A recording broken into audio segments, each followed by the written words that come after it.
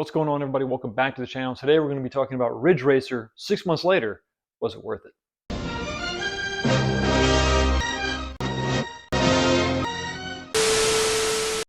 All right, so here we are once again talking about a cabinet 6 months later. Was it worth it? Is a big question. I think it's a question a lot of people are asking themselves. The longer they have these cabinets, once the new wears off, once that shine is gone, is it worth it? So we're going to talk about a couple things. First off, the problems that I've had. Has it held up? We're going to talk about the playtime. How much playtime does this cabinet actually get? The mods that I've done. And at the end of all that, we're going to answer the question, was it worth the original price of $700? So let's first start off with the cabinet overall. The problems I've had, they're pretty minimal, to be perfectly honest with you. Really not having any issues whatsoever. That could relate to playtime. We're going to talk about that in just a second. But there's really been no issues like with the rumble steering, which was something new that they introduced. It's worked really well for the most part. It's a simple rumble. It's not shaking the whole cabinet. It's sort of like a little vibrating motor inside. It gets the job done. It's the feedback that you're kind of looking for, something different than Outrun, for sure. The steering wheel is, I'm really impressed with the steering wheel. I'm sure it's just all plastic. This thick rubberized coating gives it more of a premium feel. So that's nice. Had not had any issues with the shifting up and down. This is actually pretty satisfying. It's really spring loaded well. It's a strong spring that snaps that back. So the controls really haven't been an issue at all. The cabinet isn't flipping up and over as I'm tweaking on it and jerking on the wheel. But if you've got Outrun, you're going to be familiar with that. It's a pretty stable cabinet for the most part, especially when you consider the fact that it's fairly short. Remember, this does not have those extension panels on the side. To get the extra height, they just made a taller riser. So that's going to make this upper cabinet a little bit lighter. So you would think that maybe that would, contribute to a little bit of unsteadiness there, but it's pretty stable for the most part. The screen has not really been an issue at all. It was online enabled right out of the box. Now that's leaderboards only, and that really hasn't been an issue as far as, my lap times could definitely be improved, but for the most part, I've not had any weird issues going on there. The Marquee, and we can talk about that, is kind of faded. It's, when you go with yellow, when you go with black, you're kind of taking your chances, aren't you? Because the blacks can really seem washed out. To get a good deep black, you got to spend a lot of money on ink, and it's got to be really well illuminated from the back.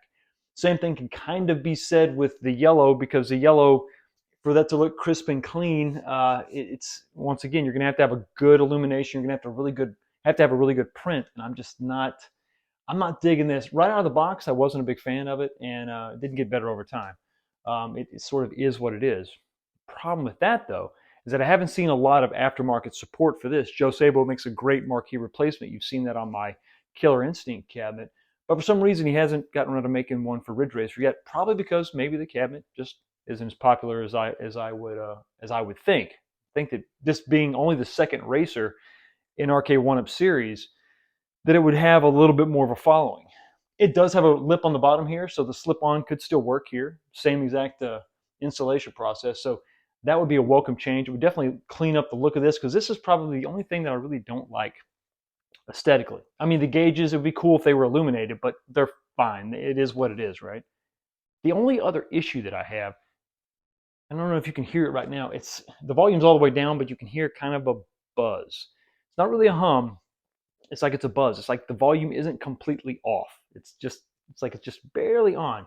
You can't really hear what's going on in the game, but it's just there. It's on, and when you got all the other arcade machines on, and the noise is kicking, you don't notice it.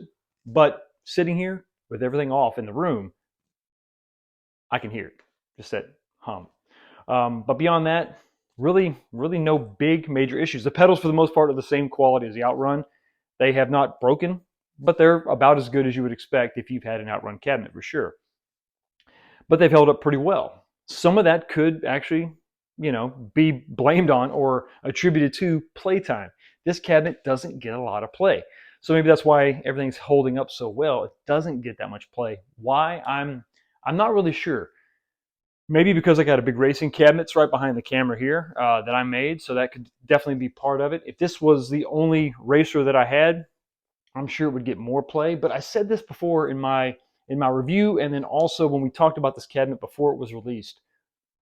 The variety of games could be improved by simply adding Dirt Dash. Take out one of these games, take out one of the I mean, Ridge Racer 1 and 2 are so similar, you could really just keep Ridge Racer and then instead of Ridge Racer 2, you could have added Dirt Dash, or maybe just keep all the games that are included and then just add Dirt Dash. I say that because it's a little bit of a different feel. It's still the same, the Namco System 22, I believe, is what they use to run this game.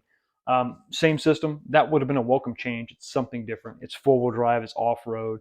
You're still racing, but it's just got a totally different feel. And that probably would have added a little more replay value for this cabinet. But for the most part, I've got to be in the mood to play Ridge Racer. I know there's other games on it, but they're all basically Ridge Racer for the most part. As far as mods, now mods are really going to be limited to just the authentic Arcade1up coin door. You can't see it, but it's down here on the side. I'll put an insert shot for that. I also want to add the lit coin door kit for sure to make that kind of pop. It's looking really good on the other cabinet, so I had to add it here. And honestly, I think for the most part, beyond this and then the Marquee, I think that's probably all the mods that I would really ever want to do with this cabinet. Because I think for the most part it's pretty solid. Now, if there was a better upgrade as far as pedals go, well, then I would maybe lean towards that too. But as far as I know right now, there's really nothing out there. The games themselves play really well, though. I mean, they run smooth, they run fast, which was a concern, back in the day before they really started pushing the chipset. This and T2 coming out about the same time, there were concerns. The games run smooth, they run quick. There's been some comments online about how it's a little jittery, a little laggy. I think that's just the ROM itself, that's just the game itself. Because remember, this is sort of the early days of 3D polygonal racers. And, you're talking about PlayStation 1-ish era is kind of where you're at. So that's probably contributing to some of those issues you may be seeing with your cabinet. Of course, your cabinet may be different than mine, and I'm not an expert on the arcade ROM, so I could be off there. But for the most part, the way I feel, the thing runs smooth, and the monitor's beautiful, the graphics look good. So as far as the games themselves, no issues there. So at the end of the day, with all that being said, was this worth $700? I think you know where I'm going with this. I think one thing separates a yes and no answer here. I think it's variety of games. I think if you had a little bit more variety, I might be able to say, yes, it was worth $699.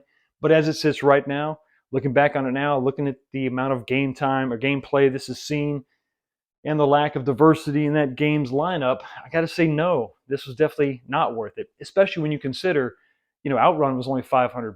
Now, I know you're getting online play here. You're getting online leaderboards. I'm sorry, not online play, online leaderboards. Is that worth an additional $200? I don't think so. I just don't see it. So to me, this is a $500 cabinet all day long. I think you can pick this up brand new for $499 and be happy with your purchase. And I think that's reasonable. I think that's fair. Obviously, if you see it any cheaper than that, you should definitely pick it up if you're in the mood for a racer. Anyway, thank you so much for stopping by and checking out the channel. Y'all have a blessed day, and I will see you next time.